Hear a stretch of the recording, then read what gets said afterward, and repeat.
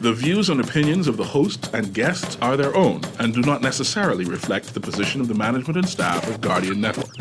You have to be strong in today's world. Keep your focus and up. You believe in how to achieve all your dreams. Keep moving forward. Never accept less than who you are. Live your best life. Be strong in The Hits Back with Nahaja Black is sponsored by Atlantis Paradise Island, the Ministry of Health, Fidelity Bank Bahamas, Cable Bahamas, Rev Christmas, and Baja Retreat and Spa.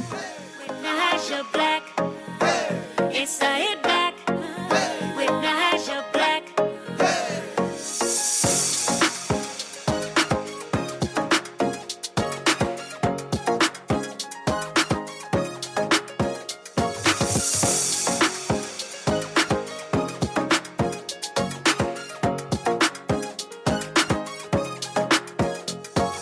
Good afternoon, Bahamas, and welcome to the Hit Back. I'm your host, Nahaja Black. It's a beautiful day here in the 242. Hope that you are doing well, taking care of yourself, living your best life today. We've got a big show for you. When I say big show, I mean the content is going to be rich and deep. It's going to be weighty as well. I want to say good evening, special good afternoon to everyone who's tuning in. If you're listening in your car, if you're listening at home, if you're listening at your office, waiting and praying for 5 o'clock, God bless you. God bless you. I know it's almost time to go home. I want to say thank you to everyone who's listening on cable, who's listening via YouTube or Facebook. I appreciate all of you. Special thanks to all of our sponsors. I remember when we barely had any, and God has enlarged our territory here on the show. So special thanks to all of our sponsors and to all of you who have helped the Hit Back with Nahaja Black to grow. And a special thank you to all of my wonderful guests. I don't know why I'm in a thank you mood, but sometimes, that attitude of gratitude got to come through. I'm just very grateful. God has been good, and I thank you all for being a part of this experience with me on the show. And what happens with us, with the experience with me on the show is y'all got to know I used to have a diary when I was younger. Like when I was younger, I think I was smarter. I won't lie to you. When I was younger, I think I was a little bit more emotionally sensitive. I think I was a bit wiser, right? Because I used to write everything down. Now that I'm older with children, who got time for that? Nobody got time for that, writing stuff down. That's a book. I can barely do a chapter. Ask someone to, I've had challenges where people say, Nahaja, we need a bio. I'm like, y'all can't figure it out? Like I have to write up my own bio? That's hard work. But this show and what I do is tended to be some sort of catharsis for me, right? Where I have the ability to share my thoughts, what I'm dealing with or going through, and I present it in the public forum. That shows you that I really might need to add more circles to my friends, because this is where I am. And the show tends to be cathartic, right? Where I get to share some of my thoughts and concerns. We got a lot of stuff today, but yesterday I aired one of my brand new spanking shows. It was with Dr. Idrika Richardson, cuffing season. A lot of people were messaging me like crazy, wanting to know what cuffing season was. But what that did, though, was give me some room to meditate on the things that I found out yesterday. It gave me room to meditate on the news of the next video, the next thing, the next horrific viewing of our violence towards each other. It made me question, are we even redeemable? These are questions that I was going through.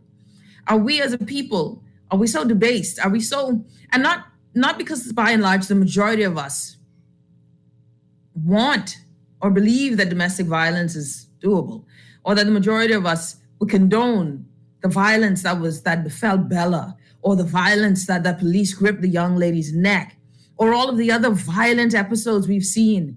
Do we condone how someone can walk into a woman's house, shoot her daughter, and the other child runs for her life? Do we condone these things? No, we don't, but yet we do.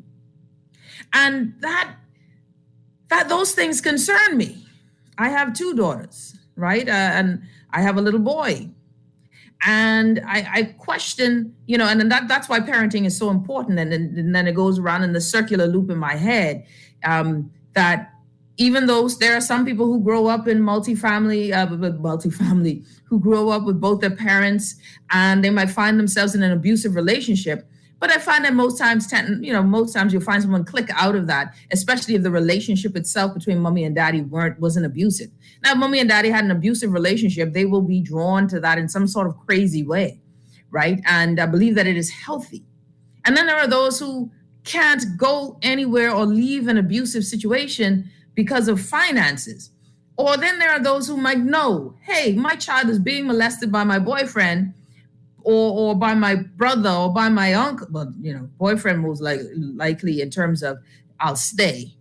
Brother, uncle, you tend to kill him. I would hope you kill him, all you kill, but, no, I don't mean that. I don't want anybody to say, well, Nahaja told me to kill folk. I didn't mean that. Take it all back. But you understand where I'm coming from. That there's so much in the social construct of this conversation, because the conversation can't be linear, and that's when I start to get a headache. The conversation on domestic violence, the conversation on child abuse, the conversation on any form of gender violence. I mean, these things are very much socially just very convoluted, meaning that there are different parts that connect to create this story. And each individual has a story. So then you have to start listening to the story. And what we tend to do as a society is come on the end and we react to one story and not listen to the entire. We got to read the entire book. Well, what do you mean? Well, just this part here too, right? Some parents, so we go back to parenting. I believe parenting is fundamental. But we go to one of the sayings that I always say, broken children become broken adults who build a broken society, right? When we're not protecting our children, then we're creating and fostering adults who are broken, need help, crying out, but don't even know how to cry, in particular men, right? And don't know how to cry. But then you say, okay, well, how do you protect your child? There are many parents who probably have had this terrible experience. I can't even imagine you not being able to protect your child from a predator. That horrific experience, right? I can go back to the ramp, this, I don't even bring it up. But when we had this teenager violating little girls, so remember that recent history? This ain't old history, recent history. It's not a parenting for the daughters that they missed this. It wasn't the fault of the little girl, the parents of the little girls. The children were going to school. It is the fault of how broken we are as a society. Then how do we help the parents when we have so many issues of poverty, when decisions have to be made where I got to go to work? I might know uncle a little shady, but I ain't got nobody else to watch them. What do I do? When we are trying to juggle, should I suffer a concussion for tonight so my children can sleep? We have to address fundamentally some really key economic things. How do we begin to really holistically, and that's why I get frustrated when I hear talks of the GDP, the economy moving. Where is growth really happening? Truly to be empowered means to be free. That's why I always tell people freedom doesn't come with money, it comes with mindset. When your mind is free, money will come to help enhance that freedom. When your mind is free, there are no limitations. When your mind is free, you'll quit a job if it ain't right. When your mind is free, you don't stay in a relationship that tries to contain you, constrain you. You may find yourself in it by surprise. But when you realize that there is some sort of oppression in a relationship, you leave. But when your mind is used to being oppressed, when you're used to oppressive systems, regimes, relationships, you've never been in a free land. You've never experienced freedom. And so we have this level of oppressive mindset that is inculcated in the fiber of our system. Only few can be free. Only few can have what others don't have. That separation. And then we have a society riddled with social ills, social wantings. And then we want to address domestic violence from a punitive end. Well, the fella got to go to jail. Yes. Oh, yes. And then you find out that this isn't the first time he's wreaked this sort of violence against this woman, allegedly.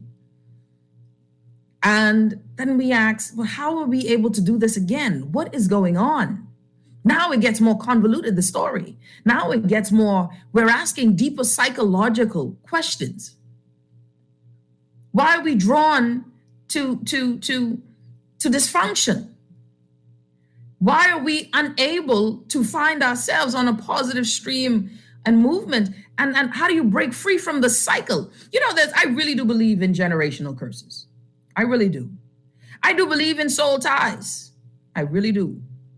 I believe that there are some things that you didn't see coming because it was etched in somehow. And, they say, well, some things are genetics and some things, I just say generational curses. How can you not break a cycle? You got to break some things spiritually. But we're going to have a prayer vigil. But what are we praying for? See, I'm all good with prayer. Prayer changes things. I need prayer to change mindsets, but we got to do some things because the Bible says faith without works is dead. So is the body is dead without the spirit. So is faith without works is dead also. So I need more than words and platitudes. That's why I get frustrated sometimes doing this show because that's all I got. And then I'm like, okay, how do I get myself in the trenches of bringing real change? How do you bring about real change for something so convoluted as a society that has deep ties to abuse? How do we hear children crying and we say, well, let's cut it? But when does the cry sound like we need to intervene? See, we won't bring back the cat and nine tail. We want the electric chair. But then we don't think about the humanity of the fact that prisoners should be rehabilitated. Not all. I ain't gonna lie to you. If you're a sexual offender, if you prey on children, I ain't got no space for you in my world, I have to go to God for that. If you're a serial killer, I ain't got no space for you in my world. I got no space for you. But we don't seem to have even any empathy on the fact that if prisoners can go, if you commit a crime, you will go and live in squalor, become an animal, released, and then we have this assumption that because you spent punitive years in jail that you will be rehabilitated. You don't want to go back to jail. I've created an animal. So what would an animal do in the wild? Or bring them to be domesticated? A wild animal cannot exist in your house. So you want to put a wild animal in a civilized society and expect for them to not to lose their cool or not to rampage. See, these things are interconnected. That's why recidivism is so high. So I needed a break yesterday. I really did. I needed some time and some space because everybody wanted to tell me I didn't even know how the video ended. I'd seen enough at about 33 seconds in. I'd seen more than enough because I'd seen this before. We'd seen it before. And we'll see it again if we don't start to change. See, people are looking. We start looking for heroes. We want a savior. That's what Christianity, what religion has done. One to save us all, right? One power to save us all. But if you truly believe in God, then you believe that you are a child of the King. That means the power of the King is living and residing in you. At any day, you can rise up in this moment and be king. At any day, you could be the Good Samaritan and be God to a person. Not an idol, but effectively live in your power in that moment.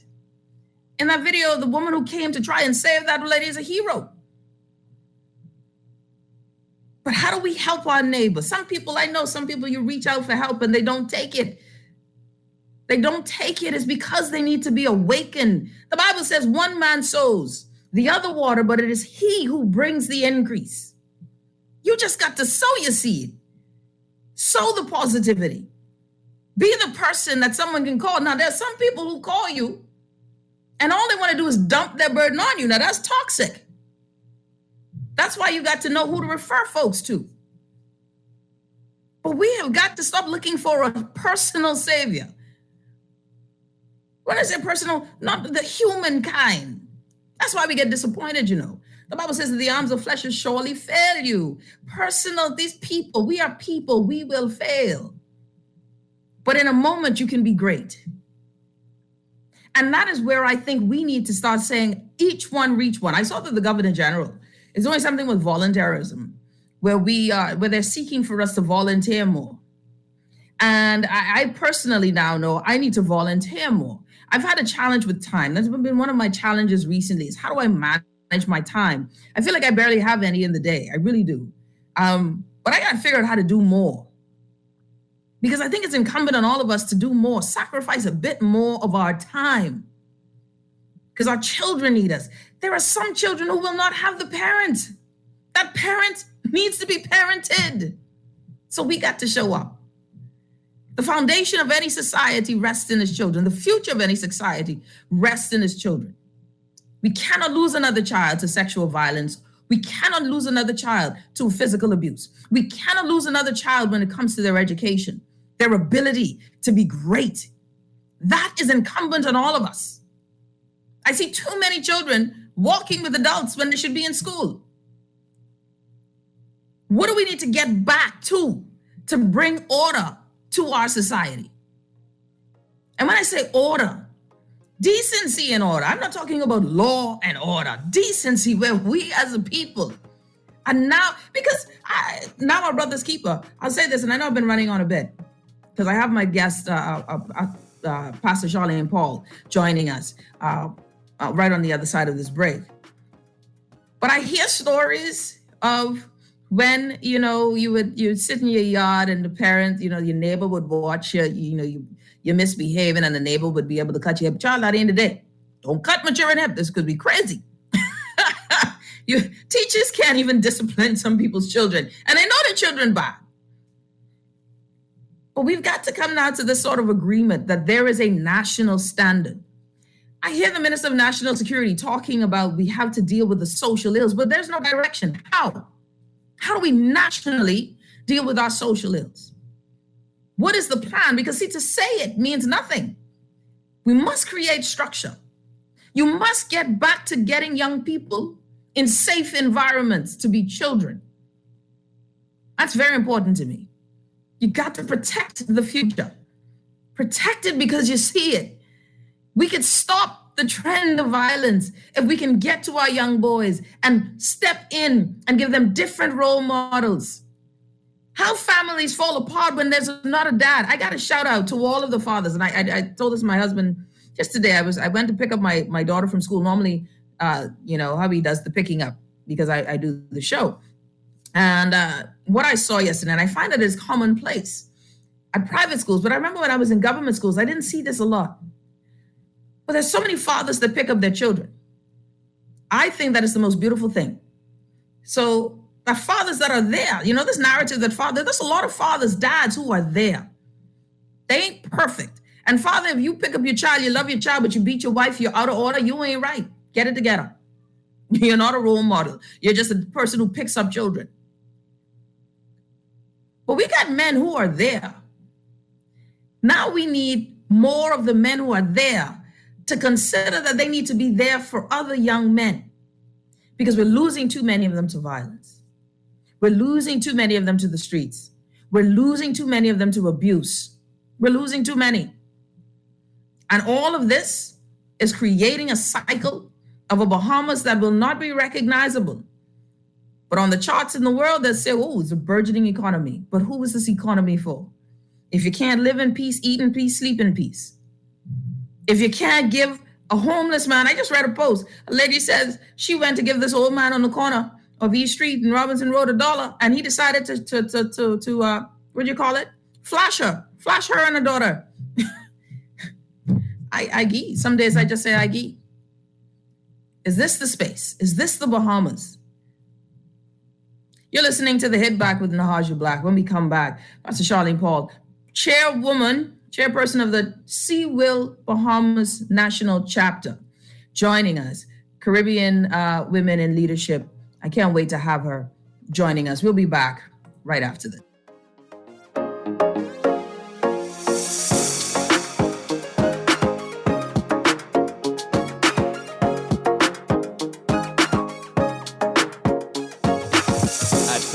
The holidays are all about family, spending time with loved ones, and being thankful for the little things in life. Worrying about bills should be the last thing on your mind, especially during the holidays. Let Fidelity help you get your bills under control. Fidelity can also get you started with a real savings plan that actually pays you interest.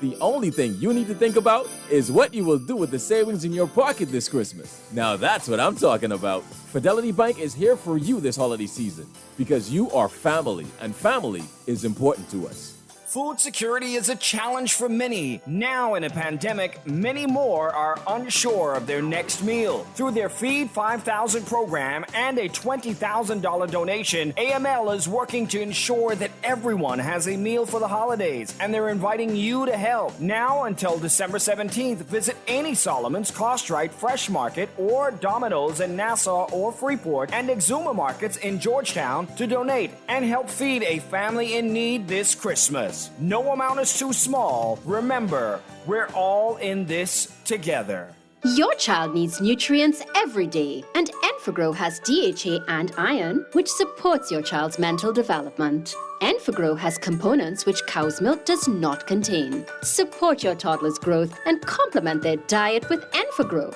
Let's fuel the wonder. This product is not intended to be a substitute for breast milk. Milk does not contain DHA, but contains calcium and other nutrients. This is Guardian Radio 96.9 FM. Fresh news, smart talk, all day. It's the Hit Back with Nahaja Black. It's the Hit Back with Nahaja Black. It's the Hit Back with Nahaja Black. It's the Hit Back with Nahaja Black.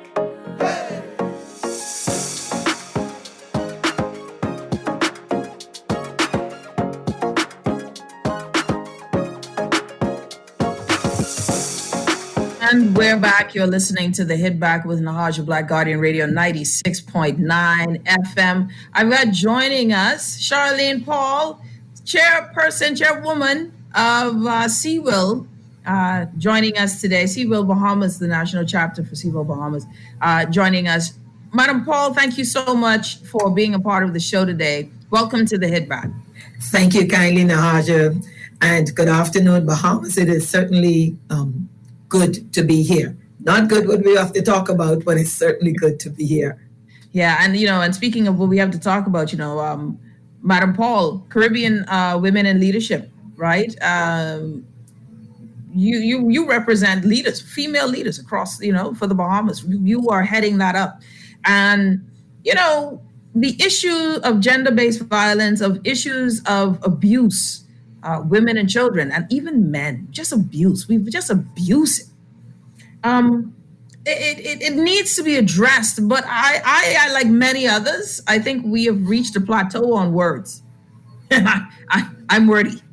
So how do we? What is Seawill when you see all of this happening? What is Seawill saying that it needs to do and needs to see in country to change this narrative, to change who we are? So first and foremost, Nahaja, we in Seawill are grieved, we're outraged that we've at this level of violence in our country and that it actually is happening on our watch. And that's what each leader in this country should be saying to themselves. This is happening on my watch. But it underscores the need for us to stand together. We have got to work at this together. Gender-based violence, domestic violence, abuse of women and girls is a very complex, deep-rooted issue here in the Bahamas and, can I say, in the Caribbean in general. The Caribbean leads among the highest rates in the world with gender-based violence. Wow. And so, it was such that, the world's largest grant to support gender-based violence was actually made available for the Caribbean. That's recognizing just how bad it is here in the Caribbean. It's called the Spotlight Initiative. And the countries recognize that those people down there have a real serious problem. And so we here need to recognize how serious our problem is as well. Yeah. And so Seawill is collaborating with a number of other NGOs, Zonta, Women United, Bahamas Crisis Center, etc., because we recognize No one organization can do this. And we've got to come together more as a people, leaders, transformational leaders, and say, let's fix this. And I want to say here, Dr. Trim warns us, thought leader, world renowned, that you will find that where women are disempowered and oppressed, a weak and undeveloped nation will be present. And where women are strengthened and empowered, a strong and powerful nation will be there. When we talk about women in leadership, we're not just saying because we want to be in position. We're saying we are needed to balance, to bring the solutions, to help execute, to get action done. We need each other. And so this is going to take collaborative effort. And I am with you. This is not so much thinking of punitive methods only. We have to look holistically. Gender-based violence is a holistic challenge to us as a people. So we need all hands on deck. We need all of the safety networks of a society. That's the family, that's the church, and that's the government and civil society. We need all the safety networks working together, Nahaja. Mrs. Charlene Paul, CWIL chairwoman, joining us on the show here. Madam Paul, one of the things that we've said, and I've said many times, is to listen, even when we have issues of domestic abuse or violence, if a mother wants to protect her children from when she finds out that there's an abuser in the home, where do we run? We have a housing crisis in the Bahamas just for people who want to buy a house.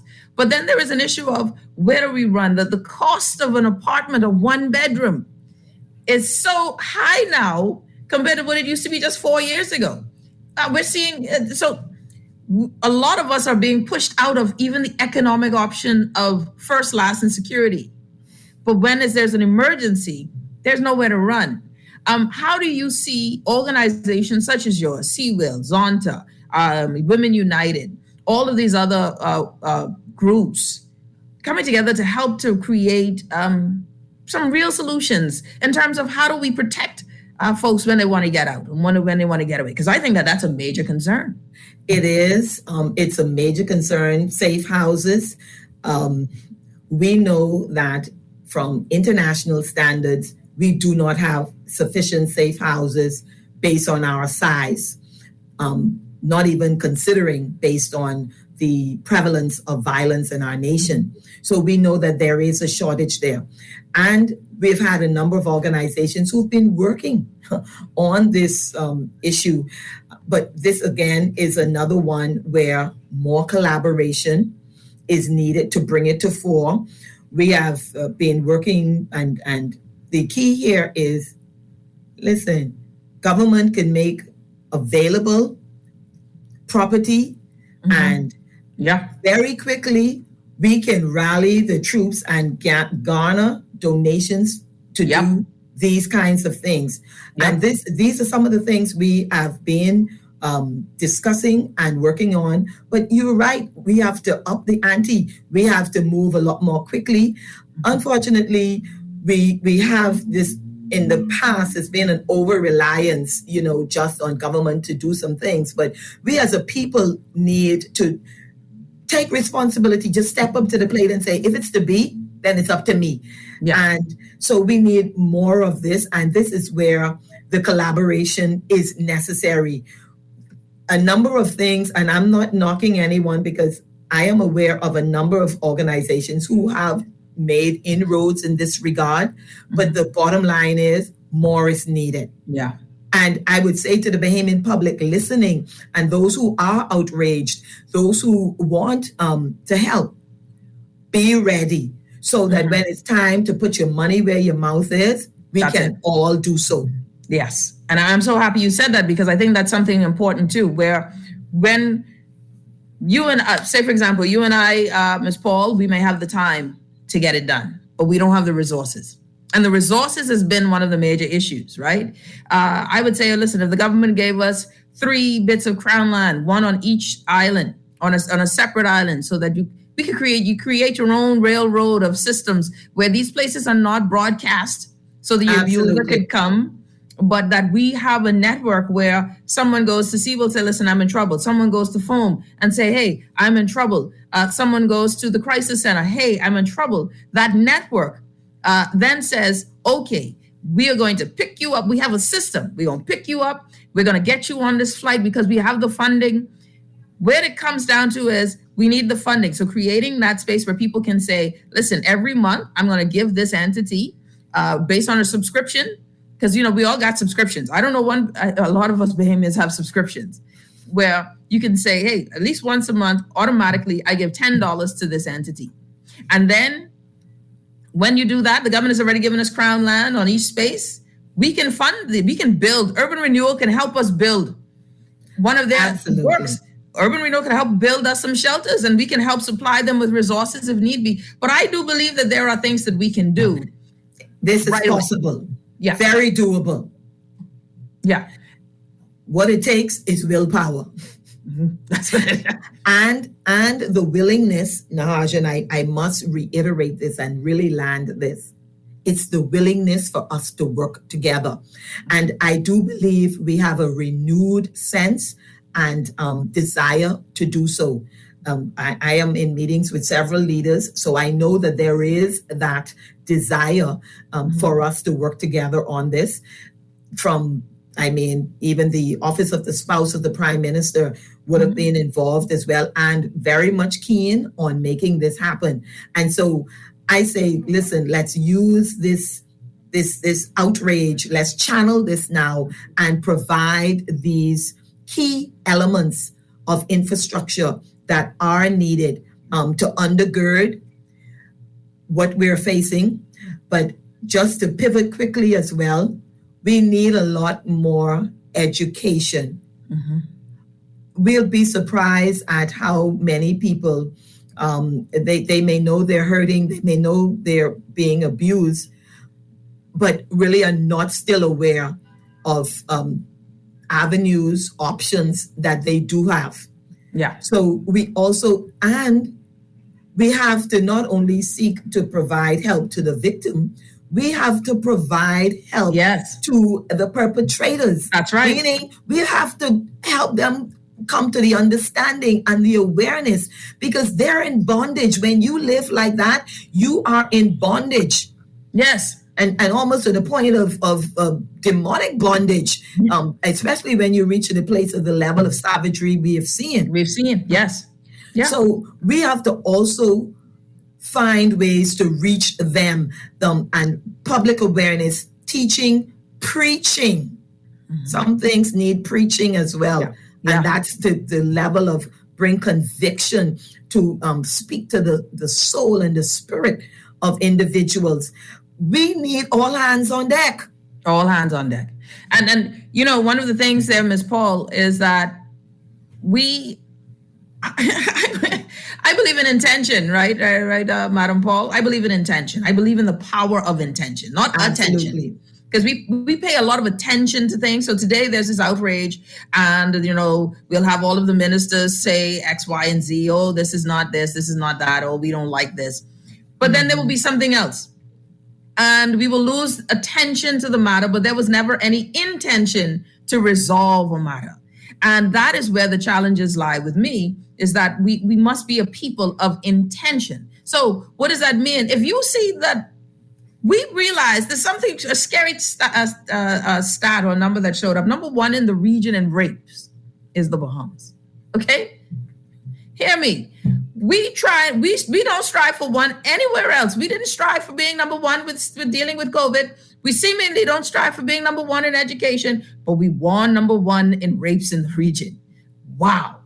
And that there should be a national shame. That should be that should be what we're all upset about. A national shame. We should hang our heads in shame. Absolutely. And immediately, from a touristic point of view, you don't want no one else in the world to know you are number one in rapes. Rapes.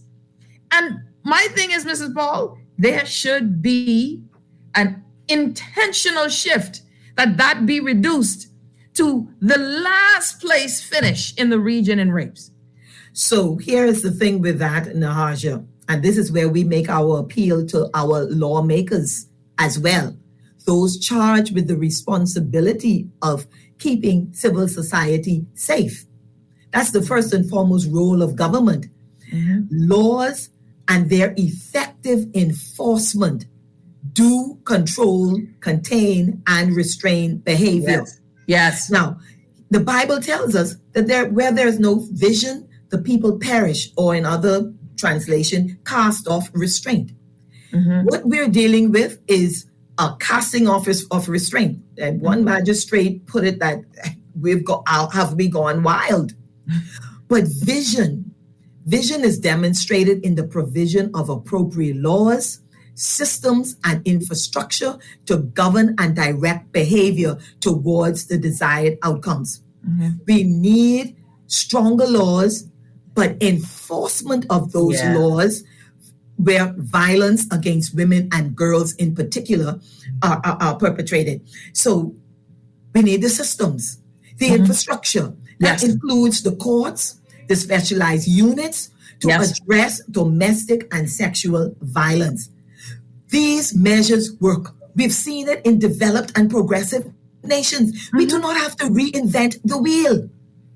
So I call on our lawmakers. Transformational leadership is stepping up to the plate and putting in place the governance structure. Then we have a lot of lawyers that make our parliamentary caucus. So I say to our lawmakers, make it happen. Yes. That's what leaders do. That's what leadership is. And right now, this cry that is coming out, and this is, Nahaja, we have been crying and we've been working on this for a number of years. 2015, the government of the day had a strategic plan for gender-based violence. Created. And at the behest of the government, it was funded. It was Dr. Robin Roberts, Dr. Sandrine Patterson, and Justice Ruby Nordich was the substantive persons there. They laid out what our gaps are. They laid out the complexity, the depth of what we're dealing with and what it will take. They gave short-term, medium-term, long-term goals. They also gave 10 low-hanging fruit. So I say there is no excuse. Wow. I'd love to see this report. This is powerful report. I'd love to see that. The report is on the World Wide Web. It's on the internet. It's and I would be happy to forward it to you. Please, I would love to read that. So we've had that. We have a plan, a strategic plan. We paid for it. We paid for it. It exists. So we do not have to go from scratch. That's what I'm saying. I'm saying, let us come together, bind ourselves together, and hold our government feet to the fire. Do it. Make it happen. We don't need another Bella. Thank you. We do not need another lady to be dragged through the streets like an animal. We must stop. And we can do it. We're a group of intelligent individuals who live in this country. Surely we can do better than this. And I say each of us, because we cannot just point fingers. We must each look in the mirror and say, what is it that I can do? And be ready. Caribbean Women in Leadership represent a group of women leaders. We are leaders. We are intelligent, competent, and ready to serve our Bahamian people. And so I call on our lawmakers, if you need assistance in making this happen, we've been ready and we've been working at this. But you've got to lead and you've got to enable us, empower us to do so. We are ready. We are ready. Madam Charlene Paul, chairperson for CWIL. We'll be right back. More with Ms. Paul right after this. You're listening to The Hit Back with Nahaja Black, Guardian Radio 96.9 FM. We'll be back right after this.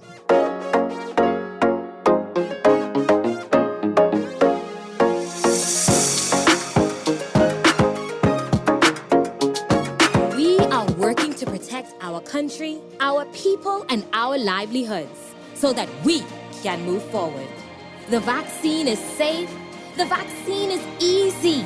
The vaccine is essential for our recovery. If we want to rebuild our economy, if we want to get back to our jobs, if we want to get back to our lives, our families, we must do this together. Are you on the move?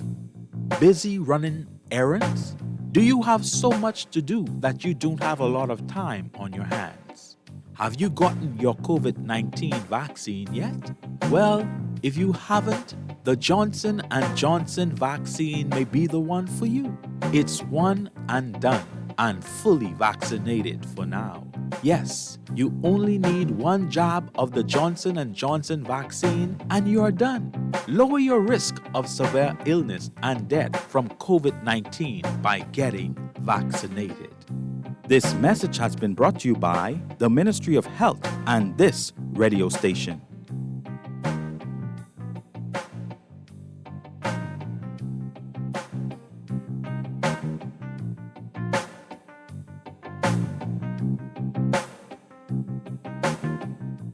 This is Guardian Radio 96.9 FM. Fresh news, smart talk, all day. It's the Hit Back with Nahaja Black. It's the Hit Back with Nahaja Black. It's the Hit Back with Nahaja Black. Back, you're listening to The Hit Back with Nahaja Black, Guardian Radio 96.9 FM. Special guest joining me, Madam Charlene Paul, chairperson of the CWIL, Caribbean Women in Leadership Organization, the national chapter here in the Bahamas. Madam Paul, thank you. Powerful stuff that you've been sharing with us. And I'm so happy you brought up that document. Really, I did not know there was a strategic plan created. I like strategic plans. That means that it like you said, it shows you where the gaps are. It gives you the steps by which to execute, short, long, medium, long term. And so it's not an idea. It's a strategic plan of execution and action. And by our very own experts in the field who have been working with this for years. Yes. So it's well informed. Mm-hmm. And I would like to just add here, Nahaja, that because sometimes we forget our family islands. And so yes. I want to really put an appeal here as well, because if you know the challenges that we face in New Providence, and for women with support, and where do they go? Mm-hmm. Well, you could just triple and multiple. That's right. Apply that for the family islands. Yes. Okay. So I want to also put that out there so that we keep them on our radar. We're working with a group now to do a gender-based violence initiative in Abaco. I know the Zonter and the Department of Gender and Family Affairs have been doing some educational and training programs for some of the stakeholders in the family islands to be able to support the efforts there. But the need is huge. Yeah. It's happening throughout the length and breadth of these beautiful islands, and the time has come for it to stop. Every family, I could dare say, every family, whether it's immediate or extended in some way, has been touched by gender-based violence, by abuse. Yes.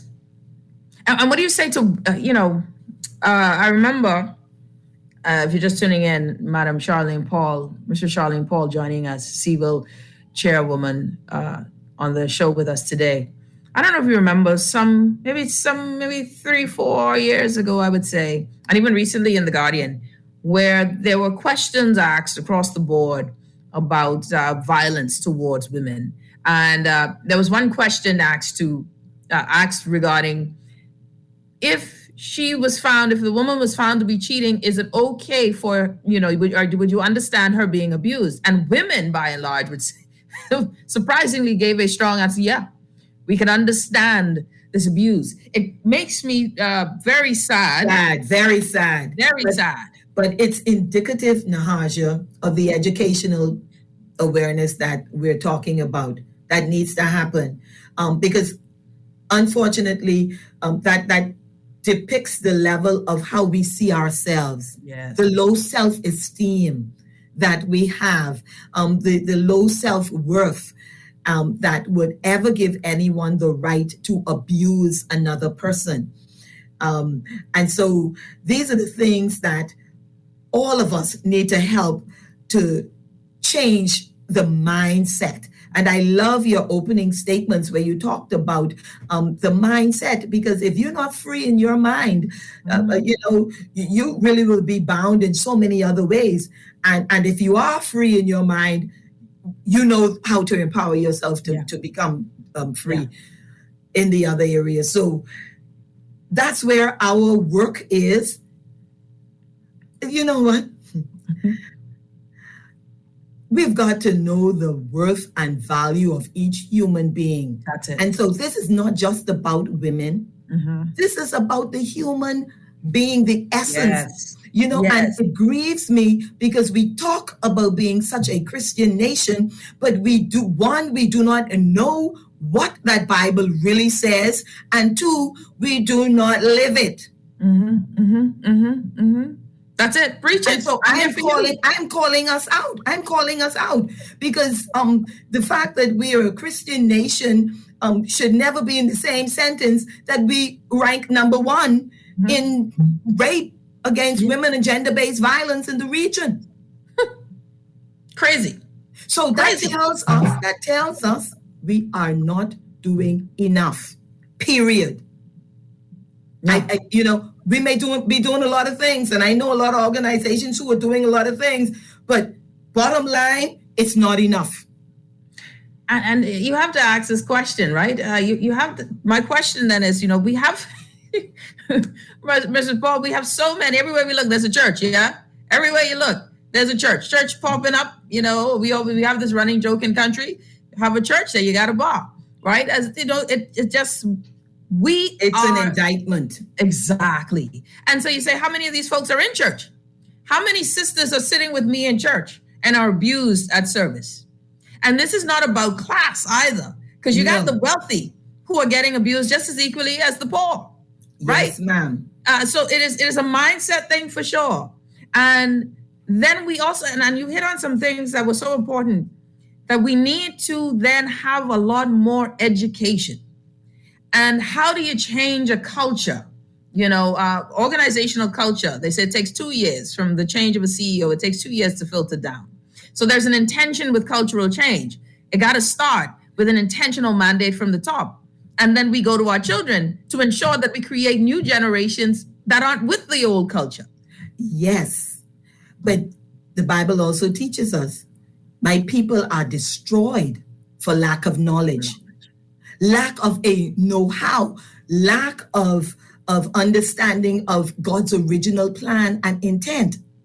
And so we need the knowledge to be preached and teached, if that's the word, taught, right? We need that knowledge to be disseminated. And we really need the kind of revival of awareness of being my brother's keeper. The revival of awareness of doing unto others as I would have done unto me. The revival of awareness that I will give an account. So what is seen what's in the dark, you may think, it's being kept under wraps and the wife is too ashamed or too afraid to talk. The children may be too ashamed or afraid to talk, but be sure your sins will find you out and you will give an account. We need the kind of revival that brings a conviction to the hearts, because only the Spirit of the Lord can convict the hearts of men to change. Yes. And so we need And the church should be leading this charge to preach and teach against violence, against abuse. Yes. Programs in the church. Absolutely. Listen, man, anger management should be something where this week is Men's International Week.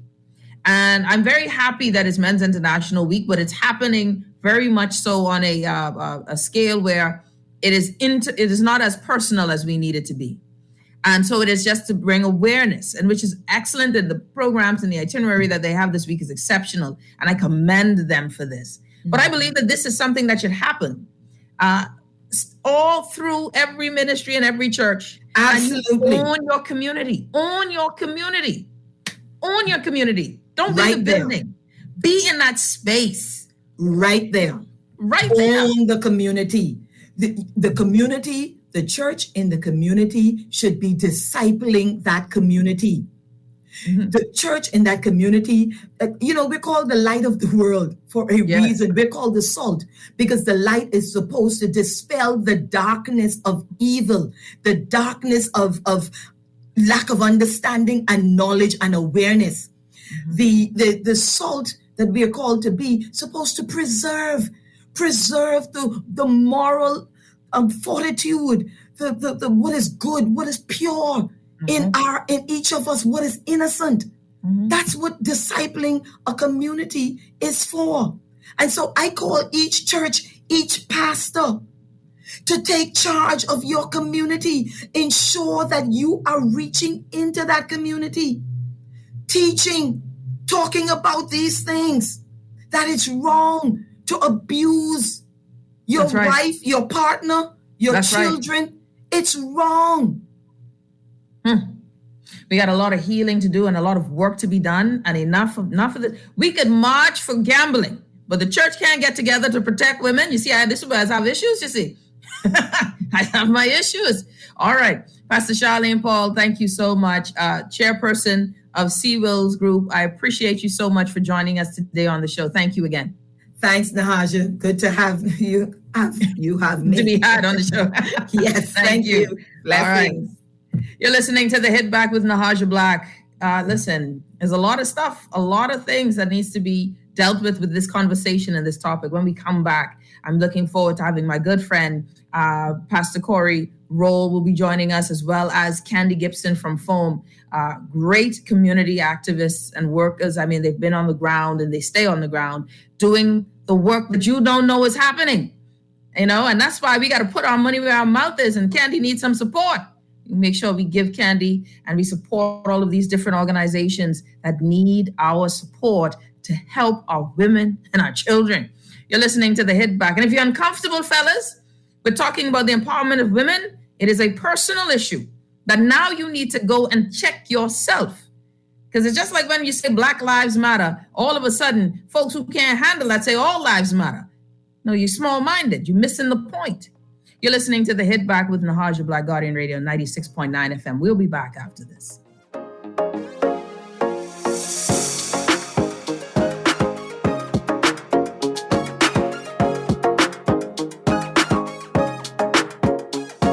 This is Guardian Radio 96.9 FM, Nassau, Bahamas.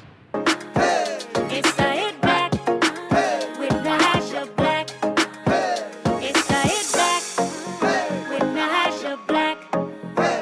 It's the Hit Back with Nahaja Black.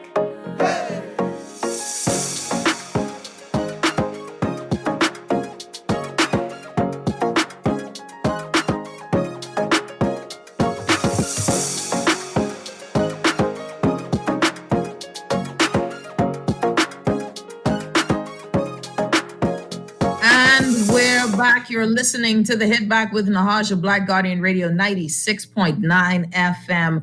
Okay, so I don't know if I've ever had Candy on the show. I feel like I have, but I think if I did, it was so long ago, it don't count, right? I've had Corey Roll on, my good friend. He's my, Corey and we grew up together. I tell people Corey and I go way back. Now I got to call him Pastor Corey.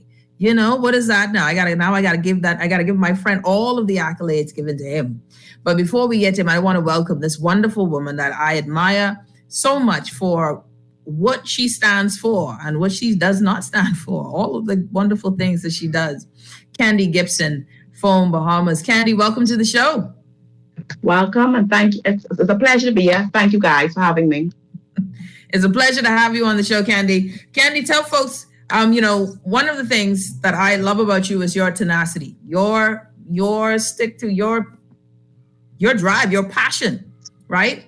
And I want to know, one of the things I've never asked, but I would like to know, is that moment. What was that moment when you woke up and said, enough is enough, I've got to do something? Well, to be honest with you, that moment was all my life, because all my life I did charity work, But when my last brother got killed, his name is Nahaja Knowles. He was killed April 17, 2012.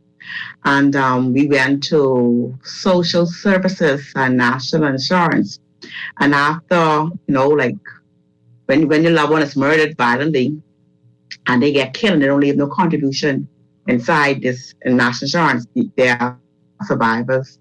Their children gets nothing. Mm-hmm. And that was like the pin right there. I was like, Mommy, so you could imagine if Andrew left 6 and Nahaja left 1. And they don't have sufficient contribution in NIB. And so therefore, their children gets nothing. Mommy, how much other persons lost their loved ones, kids lost their father or mother through murder and don't have sufficient contributions, their children gets nothing. So FOAM was started because of the kids. The kids shouldn't be deprived of anything because their mother or father didn't have gainful employment, don't have sufficient contribution in NIB. And for those who are not familiar, what does FOAM stand for? FOAM stands for Families of All Murder Victims. The V is silent. Mm-hmm.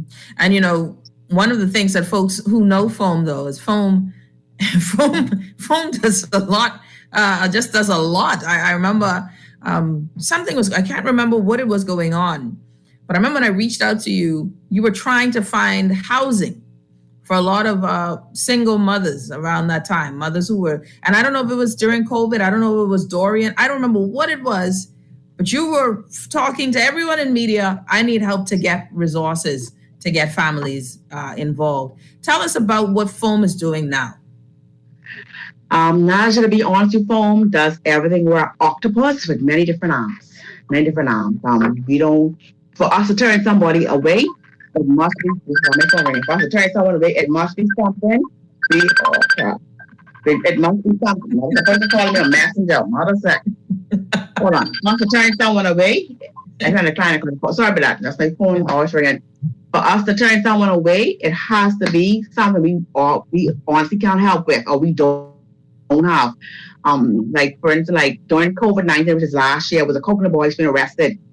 They were going to court without no attorney. We had pro bono attorneys on board that were assisting the young men. They went to court. We had persons on board that were paying their fines and so forth, so they couldn't go to Fox Hill prison.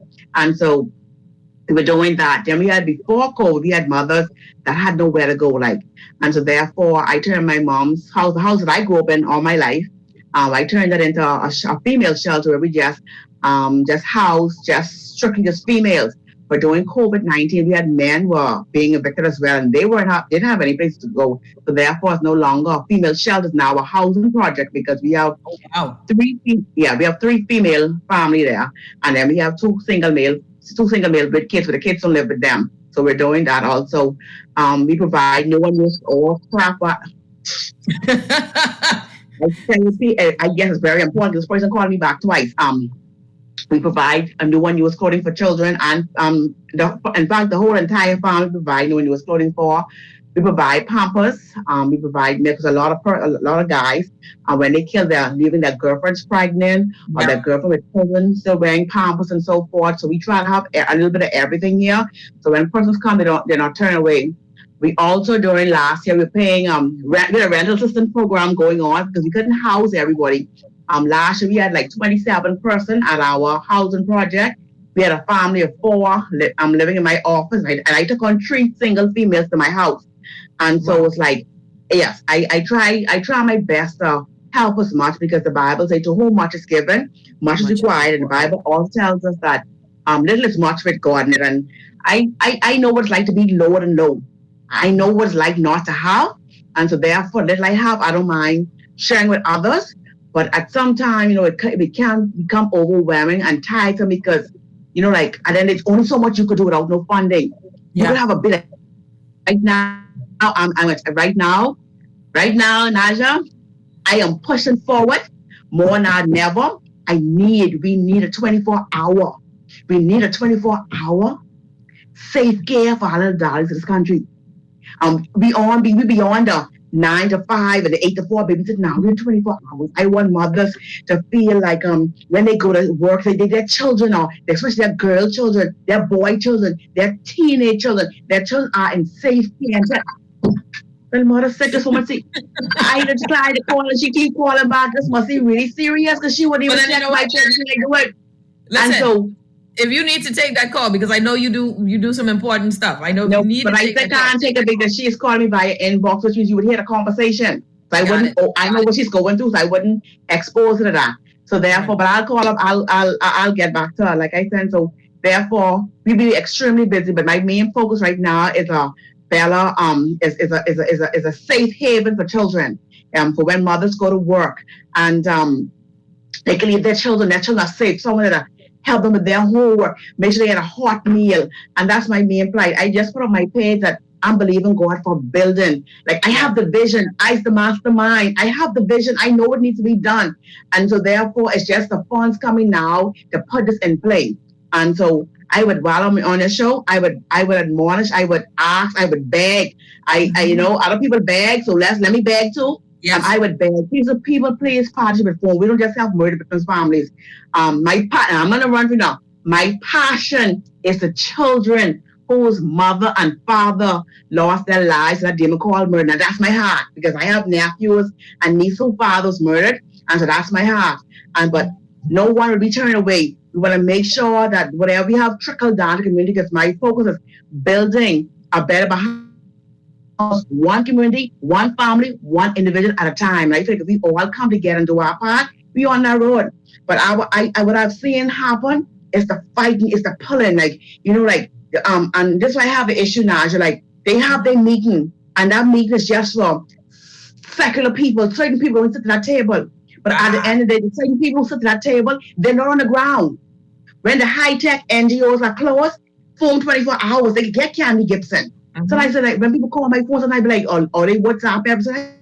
I say, these people don't think I be off pay. You understand me? But when they reach out to me, I don't want to ever hear someone commit suicide because they reached out to Candy Gibson. She didn't answer a call or she didn't respond back. You understand me?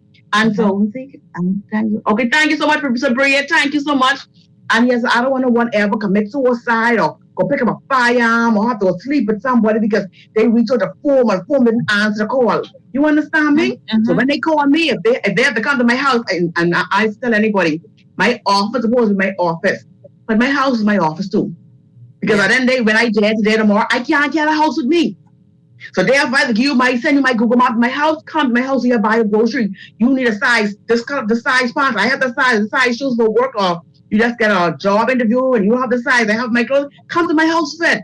It's like I'm not holding nothing back from nobody. Because when I died, Naja, I wouldn't die empty. Whatever I have is the people who I ain't holding on to nothing.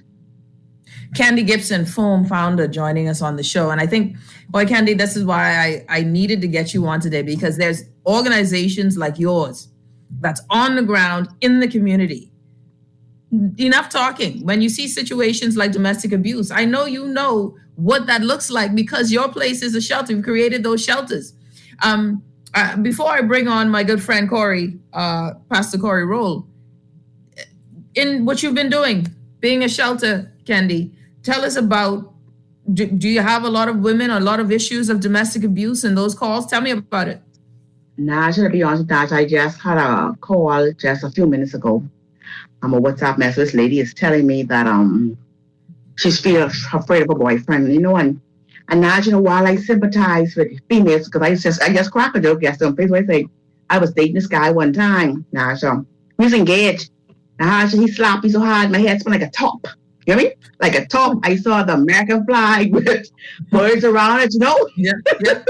I can laugh at it. You saw the whole world. You understand me? I can laugh at it now.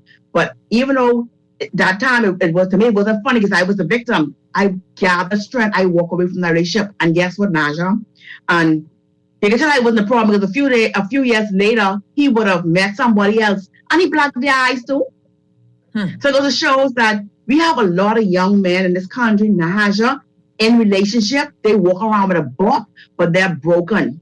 Yeah. They are broken. You understand me? They walk with a bop, but they come from broken home. But like back to what I said earlier, this lady reached out to me and she showed me where like her boyfriend, her ex-boyfriend was threatening her harassing. And I asked, I said, well, I said, looking for police messages, so you need police intervention. She said, oh, I don't want him to get locked up. And I was like, I say, I sympathize with her because at the end of the day, when I tell you to go lock this man up, see, it isn't like the police are going to give you 24-hour protection because if he's of this caliber, you're not going to get no 24-hour protection. That's number one. So therefore, when you make up your mind now, you go ahead, you have them arrested, and if he's violent type persons, because some their threat and their harassment don't just stop to the court now. No, they can go to prison. They fooled you. You understand me? So you now have to take measures, safety measures, and precautions to better you. But my thing about this is, you could try all you want to take safety measures. You still need funds. The majority of us, the average, many of us, we working, living from paycheck to paycheck. So when situations like these arise, you could go to social service, social service put the minor, they put you up for a week. Now I know that changed from last year. But the minor, they put you up for a week. I had a lady, Nahaja, she reached out to me for the domestic situation. And at the time, I already had 3 ladies staying with me. I bring her in with a 4th lady. She was at my house with her and her son. And so I called the Minister of National Security, which was at that time, was Minister Frankie Campbell, God bless his heart. And he sent us to services. They were able to, they dealt with us very fast. I told her I already have 3 in there, 3 in my house. I already have a family forward by shelter. And I already have 28 people to the shelter. So I have no more space. So they were able to give her a coupon, take her to a certain place. When I took her there, she works. Her child is in school. Her car has broke down. So she's like, well, how do I get my son to school? How I can get to work from here? So she said, no, Miss Gibson, you can take me back home, please. Wow. And I tried to take her back home. You know, so I'm going to take her back there. A week isn't sufficient for a person running away from abuse. But during the time, I use the time to talk to her, to the gentleman and her. And by me talking to both of them on Nahaja, to my knowledge, we still in contact with each other. To my knowledge, knows eventually they stay together for a bit. I was able to talk with them and pray with them and so forth because God don't strive in man always. You understand me? And then I tell people, teeth and tongue is bright. My teeth is bright, and I ain't gonna lie, Nahaja. Don't mind me coming on Facebook, smiling. I can say some little hurtful things when I get ready too. You understand me? And I said, like I tell people, I tell guys, don't mind me. I say, man, look here, my heart's gonna be my mouth, don't mind me, you know. So the hardest thing on all women is our mouth. Yes. But don't let our mouth, like what guys, they tell me, can't don't let your mouth go, your body being in here. So I can laugh at it now, you know. And the truth of the matter is, but don't care how hard our mouth is. You understand me? I feel like both persons now need to walk away. You understand me? Our problem is nobody walk away. You say A, he say B, he say B. You all see all the way down to the F, and that's where the fight starts. You understand, buddy? Nobody wants to walk away. Now we have to walk away. The Bible said, kind word, turn away wrath. Our problem is, when the heat of the moment comes, both of us lashing out saying stuff. That's your mom, and I ain't like me. I calling your mom. That's your mom, boy. Don't hit me. You understand me? And niggas can't take it. Don't mind them telling you about your big pus and your big dig out this and your da, whatever. When you call their mom, trust me, that's fighting words. And that's what women like do. We like say, that's your mom. You understand me or whatever. And so, so that's us. So we now have to walk away, man. You know? Yeah. I can't wait turn away wrath. And so I'm asking person now to show more love. Like when you see it get a point, find that for that the love that draw you together, that brought you together in the beginning, go back, you reminisce back on that.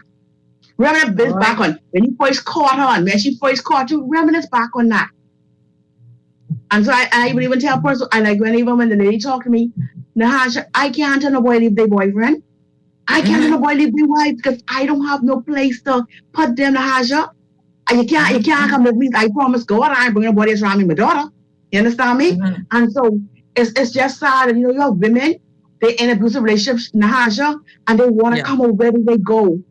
Where do they go? A place for 1 week. You can't regather your thoughts in 1 week, Nahaja. You can't. Your life can't come together 1 week, especially you have children who gotta go to school. Don't mind if you have to catch bus because your car broke down. You understand me? You have to catch bus to go to work. 1 week ain't sufficient. And I feel like we have too many. Go ahead. No. Finish that thought. Because we got to take a break. Finish that thought. Okay.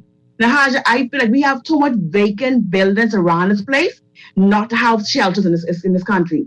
When there was a hurricane during, they had to go to the stadium. We have too much vacant buildings. Listen, Candy Gibson, we'll be right back. You're listening to the Hit Back with Nahaja Black, Guardian Radio 96.9 FM. I got a text. I want to read this text before I take this quick break. Says, no, Nahaja, you are wrong. And it's not just a personal issue. The pushback is real and never goes away because the reason is real. Your agenda is biased, but you and your guests, usually women, are biased. And so understandably, you can't see it. I'm not too sure what we're talking about here. But okay. All right. I hear you. You're listening to the Hit Back with Nahaja Black, Guardian Radio 96.9.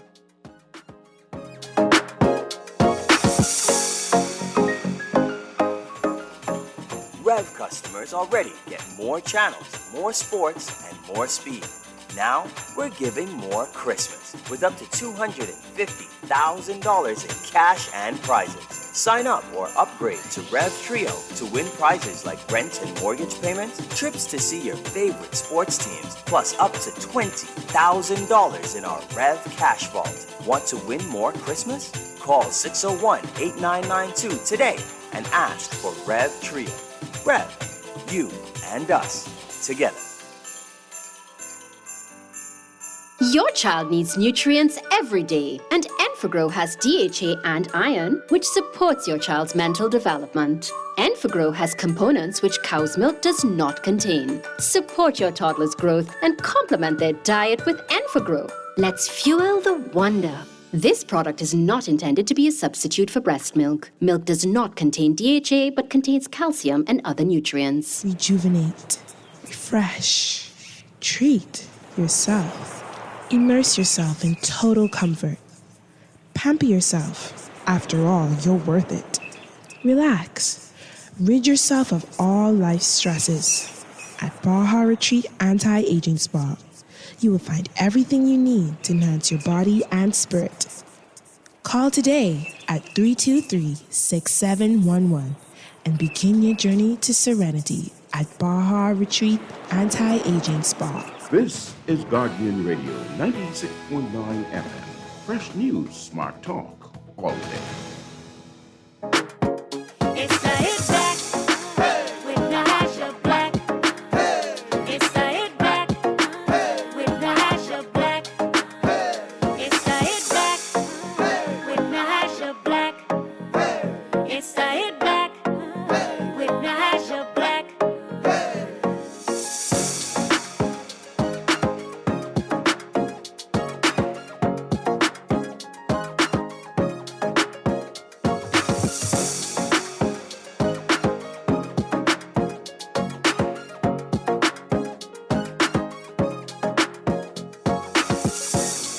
We're back. You're listening to the Hit Back with Nahaja Black. I've got my wonderful guest joining me. I've got another text here as well. Mrs. Black, I agree that the church should have more programs that are dedicated to helping with social ills.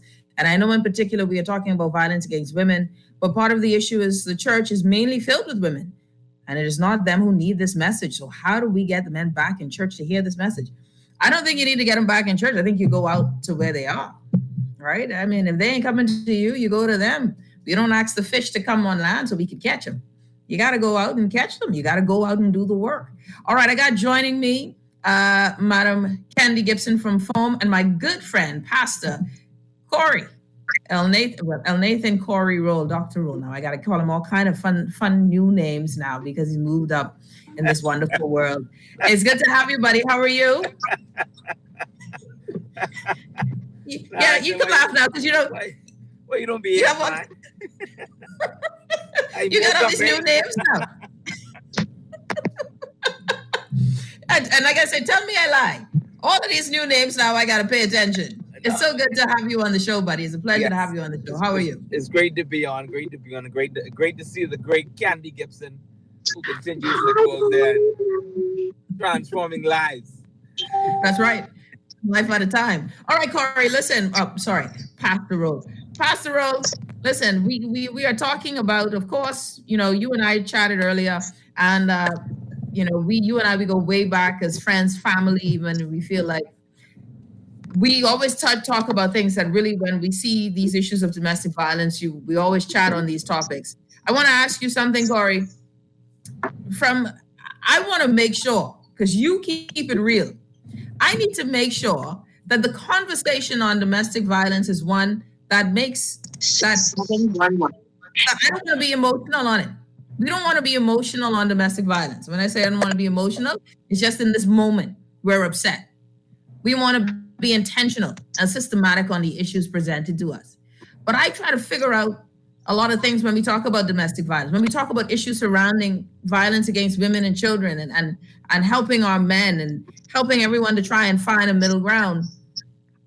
How do we do this? How does the country move forward in dealing with issues like anger management, move forward in dealing with issues like domestic violence, in particular, with a focus on our men and boys?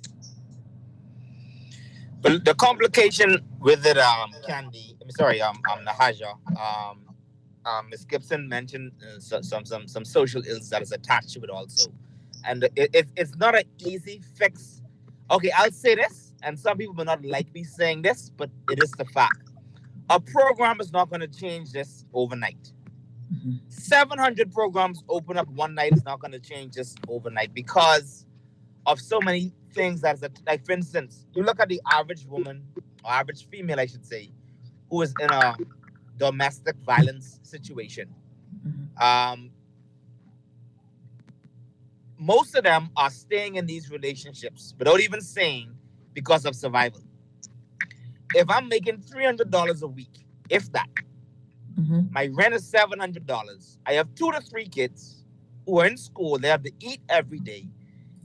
If I get rid of this man, then what? Candy had talked about there's no shelters, this makes it even more complicated, because if a woman right now needs to run and get away, there's a whole lot of gymnastics has to happen that in most cases won't happen within 72 hours. But this woman needs shelter now. Her children need shelter now, and this is the complication that comes along with it. Another issue pertaining to this now is the fact that a lot of them, to me, just have a value situation. They don't value themselves. Where do value come from? Values doesn't come from you listen to an amazing conference, you reading a book. Normally, that is culturally installed in us. From where? Our homes. And so if we are coming from homes where we have no family structure, no culture, we're now speaking to 30-year-olds, 40-year-olds, something that should have been instilled in them from they were children.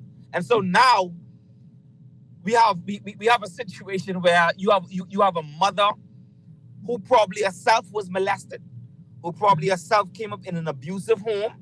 So like statistically, they did a statistic research some years ago, even with some of the COB students, and culturally it's almost accepted in the Bahamas that if a woman cheats, she's supposed to get slapped up once or twice. Persons, yeah. We heard persons agreeing to this, and anybody who is 40 and over would know. We've seen it. It's almost naturally occurring in our communities. It does not happening in every home. Not every female has experienced it. But how do we address this now? Because we lost a child a few days ago. We have a young lady that's got run over from a young man who she was dating. And so these things happen practically every day in this country. We just hear many persons just hearing it now because they saw videos. But if they talk to an average police officer, they get this stuff every week, every day. Every day in this country, we have persons who are being beaten. We have children who are showing up with burnt marks, who have been abused, molested. Kids having children for older men. it's something that has continued. What we do from here right now, it's that we have to be intentional with laws that make sense, and and social services have to be equipped with a task force. I shouldn't have to wait. Okay, if someone comes to me right now in my youth group or my mentoring program and say I'm being abused, I now have to go down to CDU and report that. The CDU officer now has to report that to social services, who is probably closed at night. So we got to wait till 9:30, 10 o'clock in the morning till that person is able to answer whoever is in that department. It's a whole long task. Our agencies need the teeth where they can respond now, instantly. Now, I will say many of our agencies have improved over the years.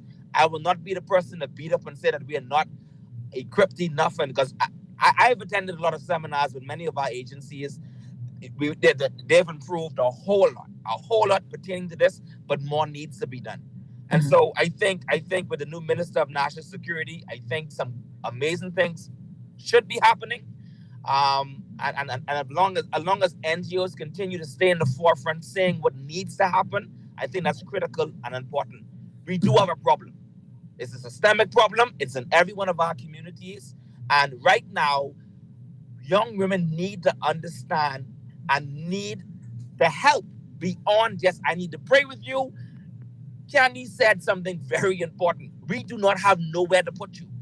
So right now, you show up to me right now, or I could go drive by the church because someone is displaced. Where am I going to put you? I can't call a crisis center right now. They're closed. Now what? You know what I mean? Yeah. And so,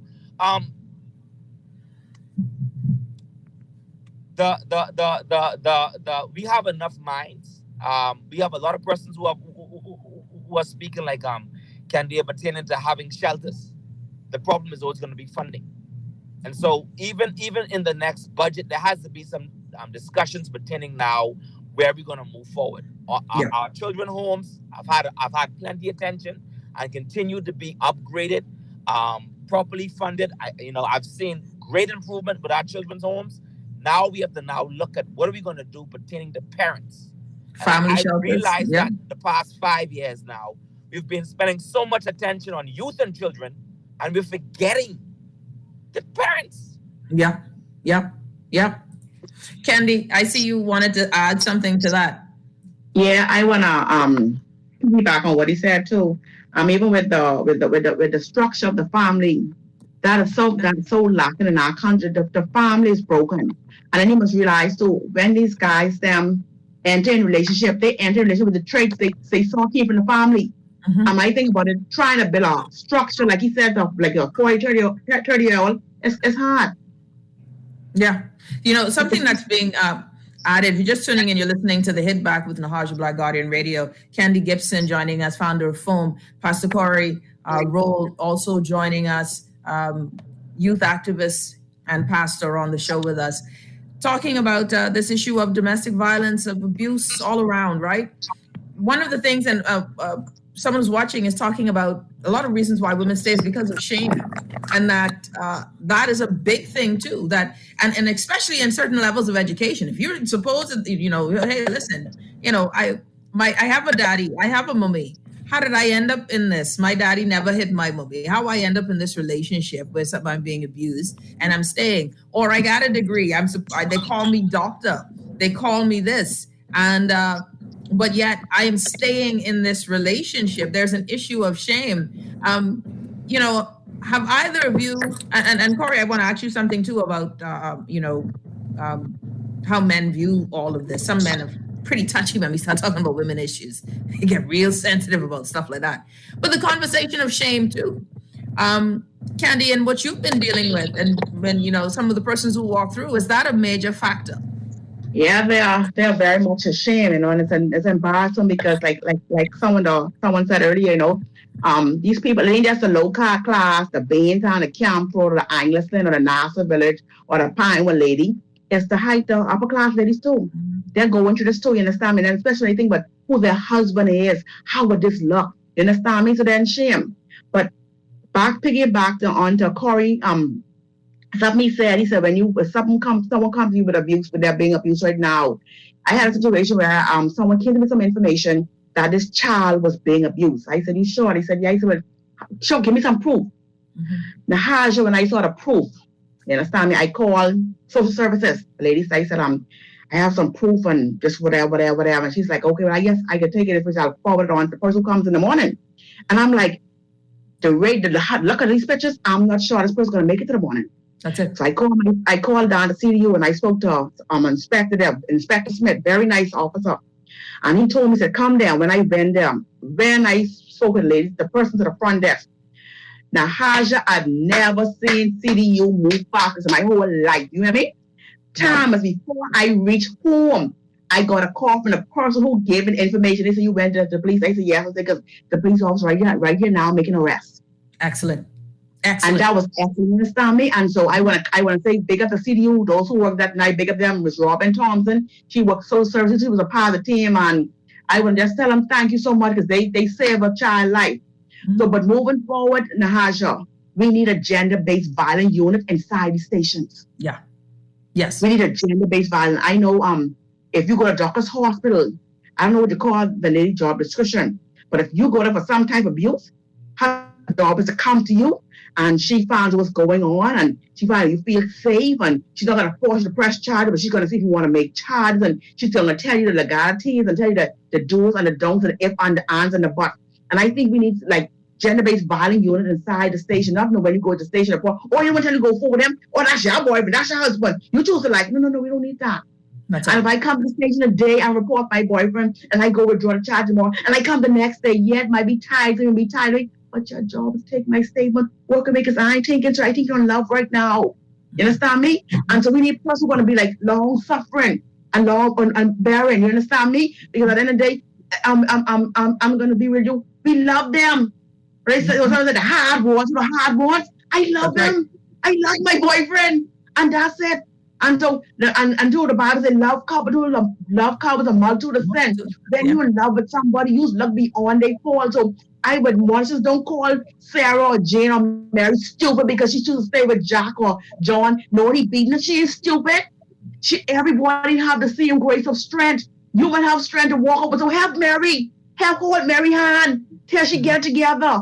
And that's how we have to do as a community, not pull down each other. Don't let a lady think, because the lady wearing a nice red lipstick, she got together. No, she's broken. She wearing red lipstick, but her lips are broken. She wearing eyelashes, but she cried so many tears last night. And that's what we are in the country. We need to be sympathetic. We need to be empathetic. We just need to be. We just not now. We need to start strengthening sisters. And you brought it back.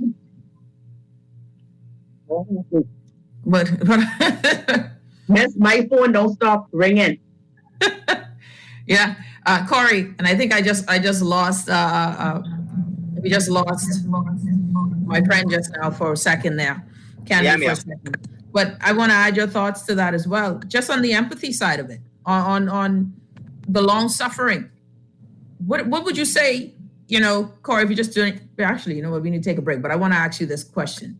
I'm figuring, should I do this on the other side of the break? Let's take a break, Corey, because I want to ask you something as we get Candy back with regard to how do we deal with this from the side of the male perspective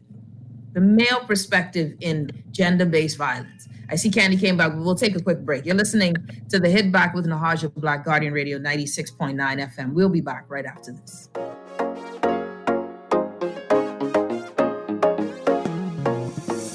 J.S. Johnson Insurance agents are the best. Reliable service, we've been on the scene, protecting since 1919. J.S. Johnson Insurance has the test. You'll always cover me. J.S. Johnson Insurance, peace of mind. We are working to protect our country, our people, and our livelihoods so that we can move forward. The vaccine is safe. The vaccine is easy. The vaccine is essential for our recovery. If we want to rebuild our economy, if we want to get back to our jobs, if we want to get back to our lives, our families, we must do this together. Your child needs nutrients every day, and Enfagrow has DHA and iron, which supports your child's mental development. Enfagrow has components which cow's milk does not contain. Support your toddler's growth and complement their diet with Enfagrow. Let's fuel the wonder. This product is not intended to be a substitute for breast milk. Milk does not contain DHA, but contains calcium and other nutrients. This is Guardian Radio 96.9 FM. Fresh news, smart talk, all day. It's the Hit Back with Nahaja Black. It's the Hit Back with Nahaja Black. It's the Hit Back with Nahaja Black. It's the Hit Back with Nahaja Back, Black. you're listening to the Hit Back with Nahaja Black, Guardian Radio 96.9 FM. Before we move any further, I don't know if you guys are following this, but it's coming to the last week of Arawak X's big, initial offerings. We know that Red Lobster was one, and that we had Groove, which is also another one. And so today, Red Lobster has over 1,200 investors and has raised over $1.8 million. Red Lobster is coming, and there is only 5 days left to invest in arawakx.com.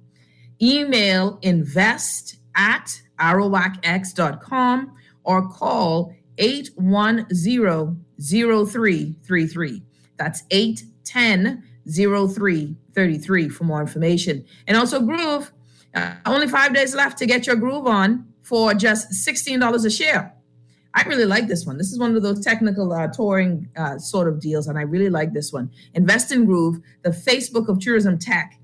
Seriously, this one I really like, and it's only $16 a share. You only have 5 more days. Get involved. Invest now on Arawak X. Email invest@arawakx.com or call 810-0333 for more information. That's 810-0333. Listen, sometimes you just got to get to the ground floor. Arawak X gives us the opportunity to get to the ground floor. Red Lobster and Groove, both very good. I love what Red Lobster has, the franchise for the region. Franchise licensing for the region. For me, that's fantastic because your Caribbean people like things. Y'all like name brand. So y'all can get lobster from the dock, but something from lobster coming from Red Lobster, all of a sudden it could taste different. Y'all like eat. But the best part of the business model is that they have this licensing for the region. And that is wonderful. Count your blessings. The region is Jamaica, Cuba, Dominican Republic. Count it. That's the region. That's exciting. I say get it. And of course, Groove, which also has the ability to franchise out of country. It's Wednesday. I want y'all, if you can, $16 a share there. Red Lobster is $25 a share. Go to arawakx.com or an email at invest@arawakx.com. All right. I want to bring back on my guests as I see my good friend, Pastor Corey Rule, making a walkabout. But I want to bring on Candy, and Corey will give me the thumbs up when he's ready to come back on.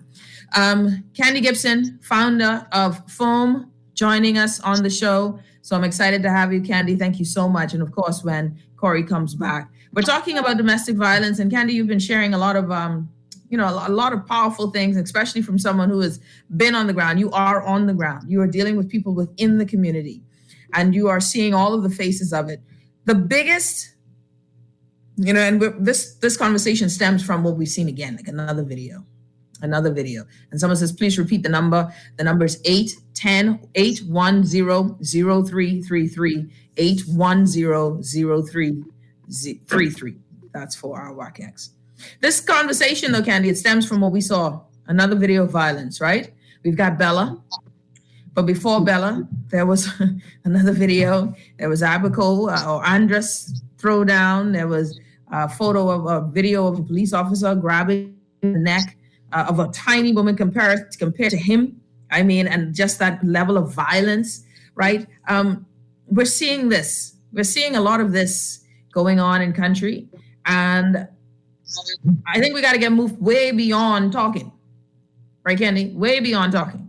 And organizations like yours need action. And I want to ask you, and I see Corey is ready as well. I want to ask you, what are the top 5 things, Candy, home needs from the Bahamian public? First of all, home is prayers. You can't do nothing without prayers. So we need prayers. I want to say, like, we need repairs to the shelter. The shelter needs repairs.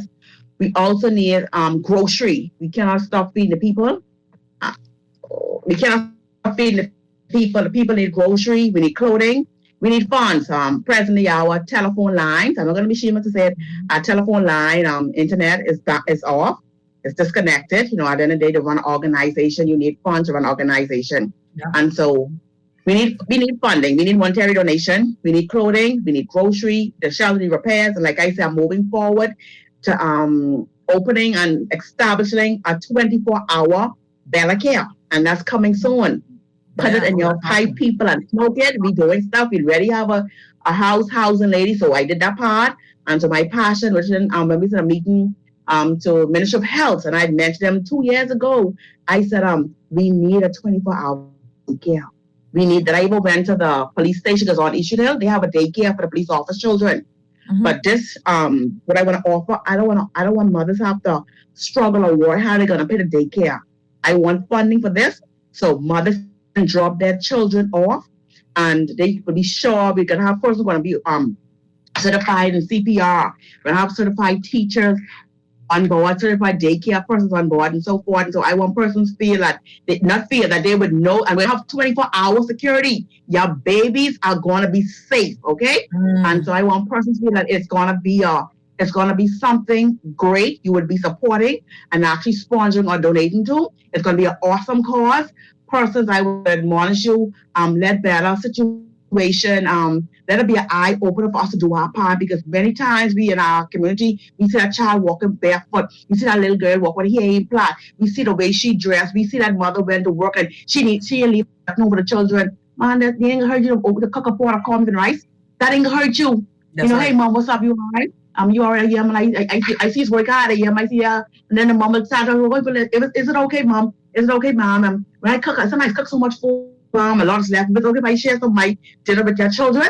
And you just start getting to know your neighbor. And I ain't gonna lie, first, I am guilty of that. All of my neighbors through my corner know me. I don't know them. Yeah. So if I need some lard or some toner or one toothpaste or one soap, your neighbors I am lost.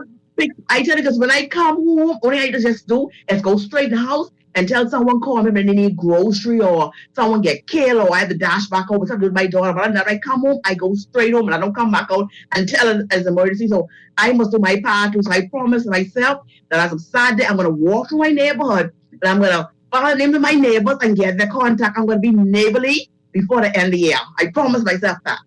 Let me just say this before I get Corey on. Candy Gibson, Phone Bahamas, needs her internet and phone cut on. I would hope that today, Cable Bahamas, Rev, all of them, and BTC will be fighting you to give you free service for your hotline. And we are going to set that as a challenge to these corporations that are making millions off of the Bahamian people, and that an organization like yours should not have to pay a monthly fee for internet and phone because of the charity and the importance of the work that you do. So I'm calling on Cable Bahamas. I'm calling on BTC. Fight to provide the service and then take your photo. Do the photo op. Candy don't mind. But we need this to be something that is done. And then we don't just want free phone and free internet. We also need a check for $20,000. Thank you, Cable. Thank you, BTC, for your work well done on providing Phone Bahamas this wonderful gift. Corey, I want to get you in. I want to ask this question to you before, I know, and time is flying. It's amazing how quickly time flies. But I want to ask you this, Corey, because this is one of the challenges that I find that in this country. I remember sitting in a meeting, Corey. I was sitting in a meeting with two men. And I lost Corey. How could I lose Corey right when I needed to ask him this question? But I'll tell you the story, and we'll hopefully, Candy, he'll be there as well to hear it. I hope he's listening in his car. But I was sitting in this meeting, Candy, two fellas, two men, both names, if I were to say, would be well-known names. But that's why I was younger.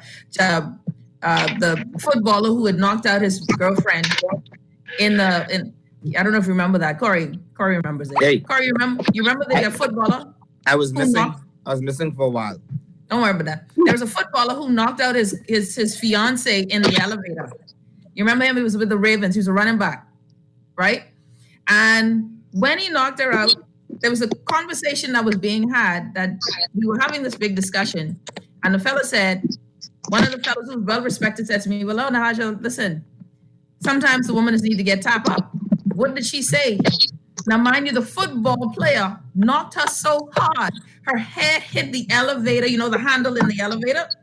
Unconscious, he had to drag her out of the elevator. He had to drag her out of the elevator. And the respected men who would never think I'd hear say such foolishness said, well, listen, what did she say? What? I have to ask this question now. Some brothers get offended when we start talking about you have to protect your women and your children. Why is it in this culture or in our country, this is seemingly an offensive thing, and some brothers get all up in their feelings as if this is an agenda to make them small or disappear. I say that shows that there's a need for mental health and a retraining and retooling of what it means to be a man. So I need your help because Ray Rice, that's his name. I couldn't remember his name. Ray Rice. So Corey, help me out here. You're 100% correct. I just had this conversation with my youth last week, Friday, pertaining to, what is a man. The thing is about manhood and becoming and growing into being a man is normally that is a process. You know what I said? It's a process. You're male, but becoming a man is a process normally that is done through mentorship, through fatherhood or fathering. And when you have men who have not been fathered, who have not been mentored, or hasn't come up in a healthy community, then, what you're actually seeing is just a product of their environment.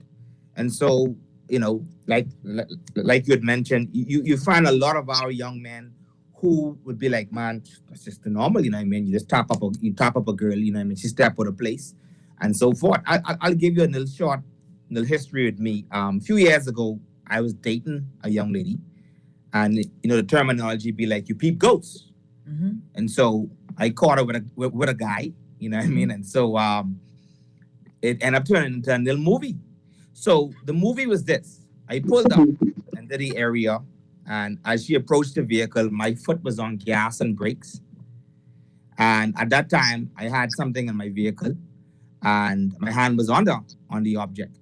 And so I muscle up the nerve to put my car in park. Notice what I said just now. I muscle up the nerve to put my car in park. Did the thought run through my mind to run my car over her? Nahaja, yes. Mm-hmm. That's the first time as a young man that I ever almost went to the point of blacking out, became numb. And I didn't really catch myself until I left the situation. So I ended up in this gentleman's house, running after her. He dashed upstairs, and in the midst of my rage and anger, I caught myself. And I walked out of the house, Nahaja, and jumped back in my car and drove home. That incident that happened about 15, 17 years ago has transformed my life in many different areas. Because I want men to know that even if, God forbid, you're in that situation, you do have the ability to walk away. Yeah. My message to men and women today is this. No matter who you're in love with, who you've given your life to, who you've given birth for, this is the mother of your children, this is the husband of your children, this is your boyfriend, baby daddy, whatever title they have. Anybody has the right to walk out of your life at any time. That's right. And until you're able to understand that, you are in a very dangerous position. Because you don't have the right to cancel someone's life because they decided to grab a next piece of warm blanket. Mm-hmm. As hurtful as that may seem, as hurtful as that must be, you must always give mankind and human beings the right to do whatever they can. And Nahaja, that right there, that moment in my life was a turning point, because I now experience firsthand why men spend 20 years to life. It's called crime of passion. Mm-hmm. You understand me? And I survived because I muscled the will to walk out that home with my tail between my hips. And I looked at every lamp pole. And And I ain't gonna lie to you, I wish I had run my car into every lamp pole because it's a demoralizing situation. But when I went home, guess what I did, Nahaja? I popped no Hennessy, and I sit on the block and smoke with the doors. I go on to sleep, man. Wake up and keep plugging on. Today, I'm here today. No 17 years of life, no criminal record. You know what I mean? And so my message to young men and women is as simple as this, babe. You need to have some value of yourself. Because once you have a purpose in life, listen to me, no matter what the enemy continues to throw at you, you must dig deep down inside yourself and continue to move on. If you listen to stories that Candy has went through as a younger woman, dating different men, and the list goes on, she can give you graphical stories. Every man and woman I can think about right now who's in the trenches, who are giving back to society, has had dark moments in their lives. And guess what? They found it, dig deep inside within themselves, and were able to overcome. And so my message to young men out there, young women out there, listen to me very carefully. We live in a very strange world. Very, very, very strange world. And so you living this world right now without God is suicidal. Yes. Very suicidal. And so we have to get to the point now where we become intentional and teaching boys and young men who have not had the ability to be fathered, who never had a daddy inside of their lives, for that to happen now. And so that goes beyond just picking a young man and dropping him off the church. You know what I mean? It requires sometimes. Go ahead. Listen, I want us to continue, but we fresh out of time. So we have to do this again. It has to happen again. I love you guys. Thank you so much, Corey. Thank you so much, Candy. Don't forget BTC Cable Bahamas. Candy needs phone and internet service plus 20 grand. Y'all make it happen. I appreciate you all for doing it. You're listening to the Hit Back with Nahaja Black. Everyone have a great day. Please stay safe and walk away. Take care. We'll see you tomorrow.